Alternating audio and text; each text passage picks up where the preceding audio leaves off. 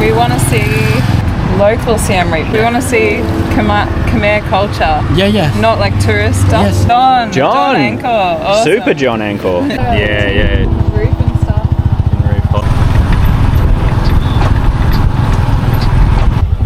Hello. Hi.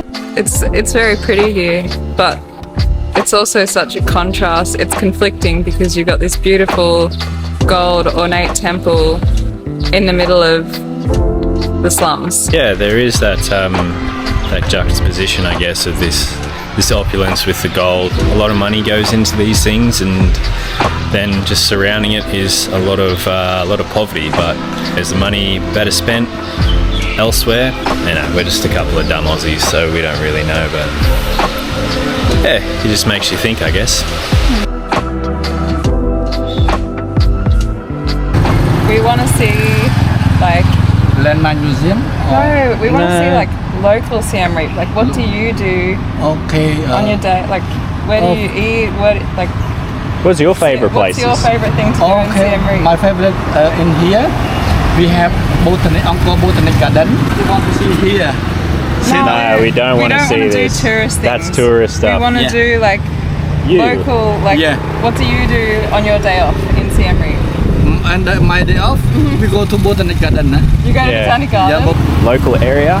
Local area, just only Yeah. countryside. countryside. Countryside. On the way to there, you can see like little farm, and then a rice field, Yeah, that's and what we then want you to can see like Khmer village. Can we do Like, that? yeah, you can do that. You can go to look around. Just, Yeah. Yeah, And cool. You show us like the farms yeah, and and the like farm and around there. Khmer culture. Yeah, awesome. Yeah. And maybe like when we're going around, can you talk to us about it a little Yeah, bit? yeah, so yeah, that yeah. we know what it is. 'Cause Yeah, otherwise we'll just be like, duh, what's Yeah. this? Okay. Yeah, explain, Okay. yeah. What was your name? My name John. John? Yeah. John. Yeah. John or John? John. John. My name. John Anchor. Awesome. Super John Anchor. Yeah. Super John. Where are you from? Australia. Australia. Yeah. Cool. Your English very well done. Your English is very good. Oh, yeah. Super But some John. correct, some not correct. That's all right. Okay. Better than our Khmer Khmer. is really bad. Alrighty, so today we are going somewhere local. We have no idea. That's it. We are being guided by Super John. Yeah, so we're going to be heading out countryside. Yeah. Hanging out with Super John and just going to less touristy places. Yeah. I'm excited. Yeah, it should be fun. Yeah. It's raining earlier today, but it's stopped for now. And yeah, it's beautiful. It's overcast, the temperature's pretty nice. Sitting in a rock as well, it's nice and open, so you get that breeze. But yeah, it should be fun.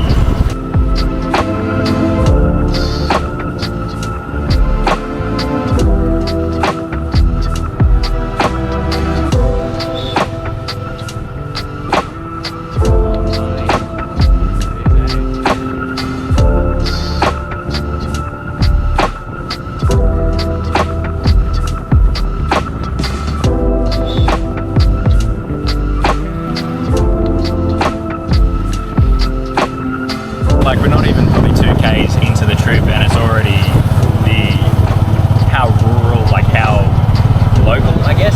Yeah. It changes so quickly. It gets so local so quick. Yeah, we're just on this big road and you can just see it's just less built up, less tall buildings, a lot of, and just markets all along the side as well. So yeah, it doesn't take long if you go outside of the tourist areas of Siem Reap. It does not take a long time at all to actually get into the really local areas. Like,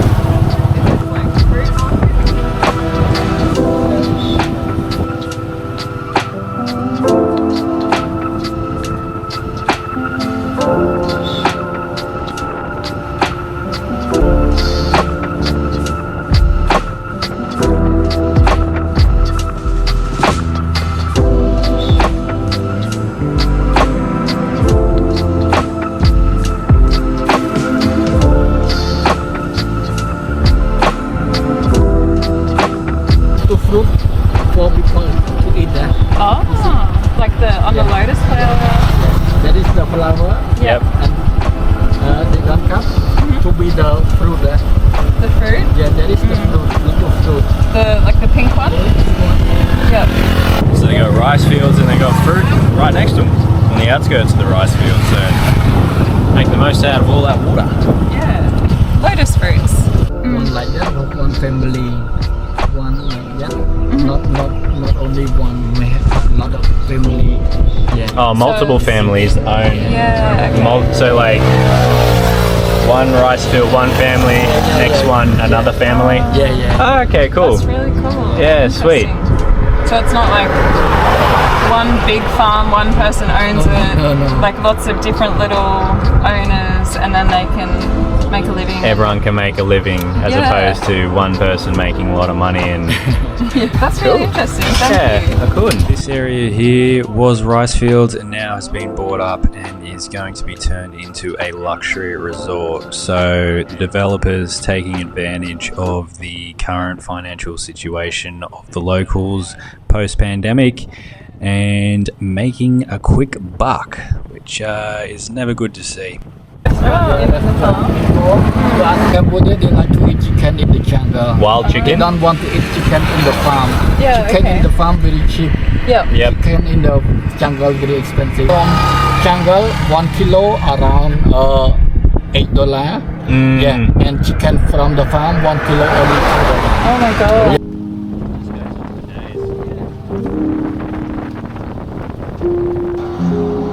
Is it busy every day or more weekend? But now everywhere is the same. Not busy. All business is not so good. Yeah. 100% different. Really? Yeah, very big difference. Since Before COVID, COVID? very good. Yep. All people like me, I do every day. I can get more than $20. Yeah, and I have tourists every day to the temple. Yeah. And then I can get more than $20 or $25 a day. But now, 3 days or 4 days, I have only $5 only. That's not Fucking good. hell. Yeah. Because no tourists. No tourists. Yeah. Driver now, you look around top street and I make it around altogether maybe about 150 and tourists. Less tourists.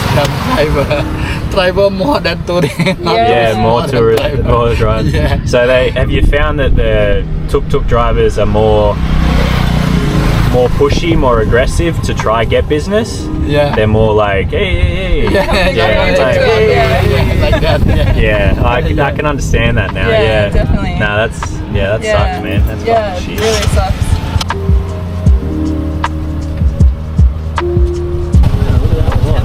Yeah, wow. It's called Phnom Krong Temple. Which one? Phnom Krong Temple. Phnom Krong Temple. My village. Khmer village. People like families living Family. small house. Sometimes like 5 or 6 people live in one small house. Yeah.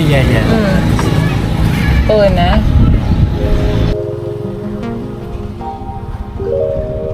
Yeah.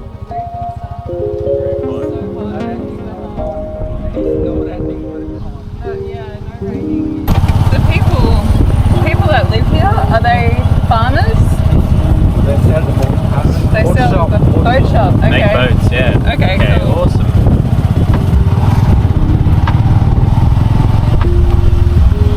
Making fish. Yeah. Okay. But that is from the lake. From the lake. And she catch herself. For Yeah. cooking that process. This high school. High school. And then school support by Korean. Korean, yeah. Korea. I just see the Korean. Ah, Suwon City. Okay. Okay, cool. And is it like free for children to go to school here? Oh, awesome. That's really nice. cool. Yeah.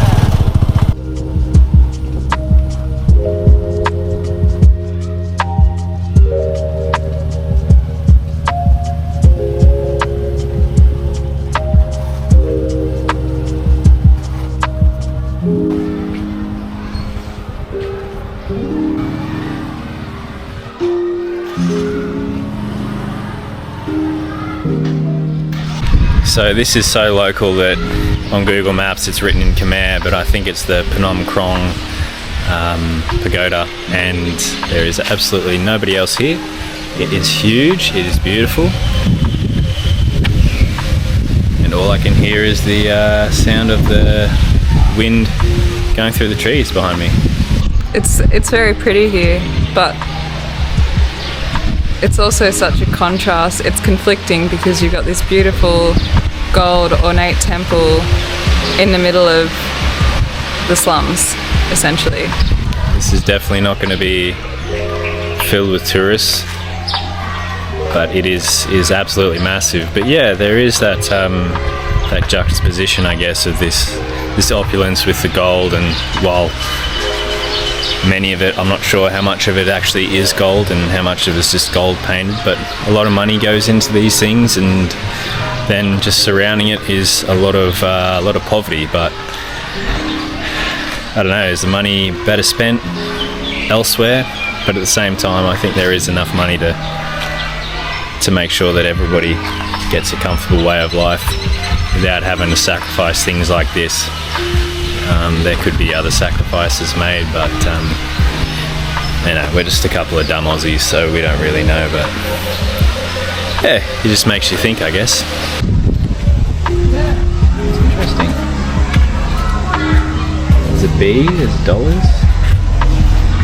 This interesting wall, it looks like it's a bit old, but it looks like it's donations perhaps. If any Cambodians are watching and can fill us in as to what exactly it is depicting, because it looks like there's numbers with dollar signs next to it, and also some of them have a B, so that may be baht from Thailand. But yeah, that's something I've never seen before in a pagoda. Looks like a B, 500 baht and $20, and all carved in into rock. So yeah, that must be quite old. At the city, they have new shopping. But if you help me, only to see, you don't buy anything because they have the lottery.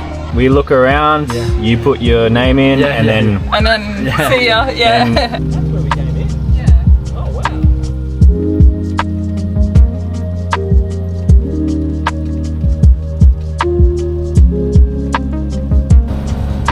Which fruit is that?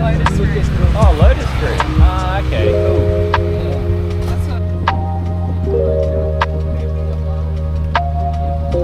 So in this part here, Super John was telling us about the efforts to extend the Siem Reap River, so it runs from the mountains 75 kilometers all the way down into the Tonle Sap Lake, which will take approximately about 2 years to complete.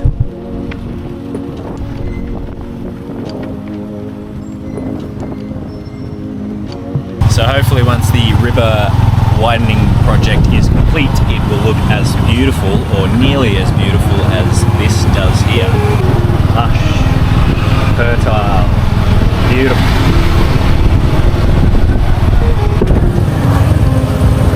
So we're back pretty close to where we started, Pub Street, this big roundabout. And how long have we been out for? So we've been out for about 2 hours in total now. So 2-hour trip out to Krom and back. It's been quite eye-opening, that's for sure. And it's really reinforced. You look on a map how big Siem Reap is, and we've seen like barely any of it, but just the outskirts and just how much of this city there actually is compared to just what you see as a tourist is astounding. It's so very large, so very large. Here we go. Okay, sweet. Let's go to inside. You cannot take photo. Oh, you can't? They don't want to take photo. Yeah. Okay. Thank you. No, it's okay. That's okay.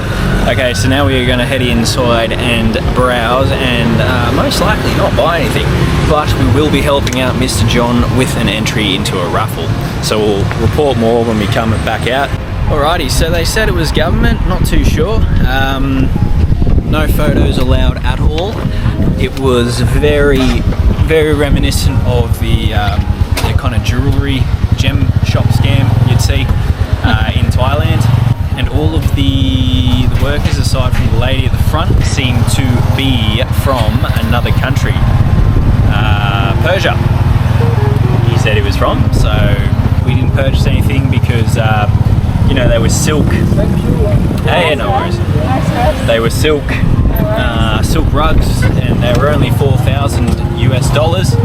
And then there was also elephants about yay big with potentially silver on them, and I was looking at the price tag, and that was $475. All right, well, thank you again.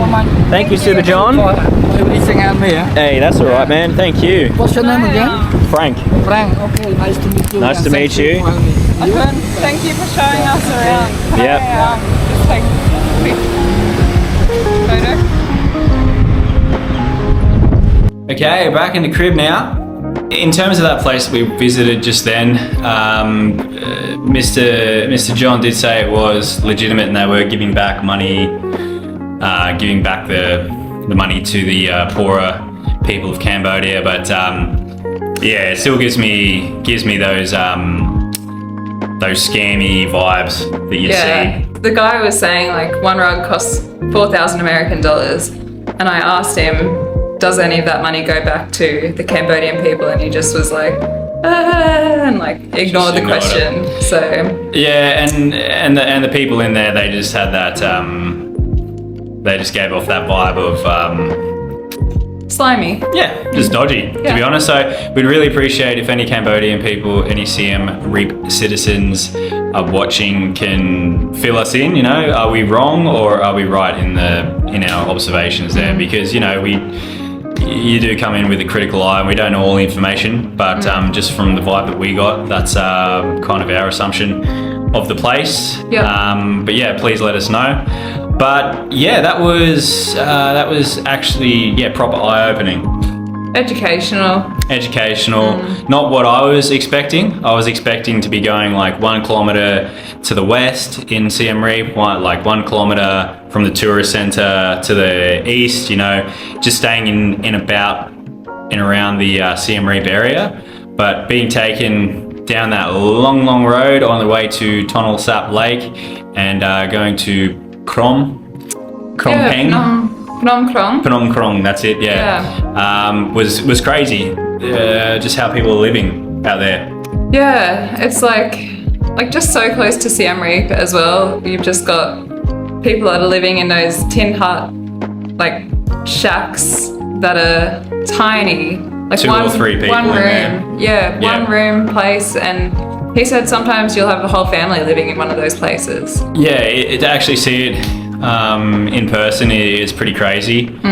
And as well, I said this before, but yeah, it definitely gives you a new appreciation as to why the Tuk Tuk drivers are the way that they are.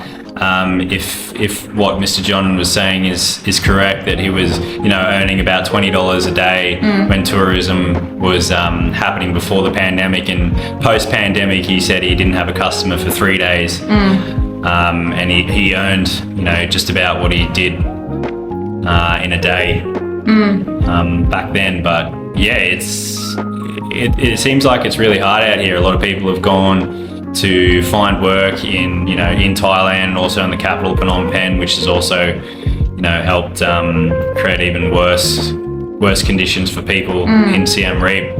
And you don't see those things if you're a tourist and you're staying in the tourist areas, because everything looks nice and pretty. You know, there's money going about. You know, we're at the gym today and there's a Ferrari parked out the front. And now that makes me angry. It's like, you have a Ferrari, why can't you have a shitty car and give some of that money to actual people that need it, instead of having a dumb car? Yeah, that's just a problem with billionaires and millionaires all over the world, isn't it? It's just hoarding wealth for absolutely no reason. You'll never be able to physically spend all of that money at you just accumulate more. So it's like we're privileged, you know, like we're not rich by any means, but in comparison we're privileged, and it's really a lot of learning and a lot of appreciation for the locals, especially the locals that are living outside of Siem Reap, like local, proper local. It's eye-opening, and it does make you feel. It kind of makes me feel a little bit guilty about like just the fact that I don't have to worry about like when my next meal is going to be, or like just going down the road and buying a coffee every day. Like it's just such a normal thing, and it's like it's a luxury. It's a luxury, and we take it for granted. Yeah. A lot of these trips out of the touristy areas are definitely humbling experiences, and I guess they're definitely good to have while you're traveling as much as possible, because it definitely makes you appreciate what you have and what other people don't have. We had a good time though. Yeah, we really did. It was really good to meet Super John. I'll link his WhatsApp number, and if you want to use him while you're in Siem Reap, you can hit him up and have a chat, and you know that he's a decent fella. Yeah. Not a slime ball like some, maybe, I don't know. I haven't met them all, haven't talked to them all, but I do know that there are some dodgier than others. But he definitely seemed like a genuine gentleman, so we're happy that we found him and used him. And he was very knowledgeable and happy to share that knowledge with us, so we thank him for that. Hopefully you've learned something. I'm sure you would have, because you wouldn't have known all that. I think it's good too to show this side of things on YouTube, because I know a lot of creators will just show you the touristy area, and we've been guilty of doing that as well, but we want to bring to light the not so shiny pretty things that happen in these places, and just like the good and the bad, you know. It's not necessarily that is bad, but at the same time it is bad.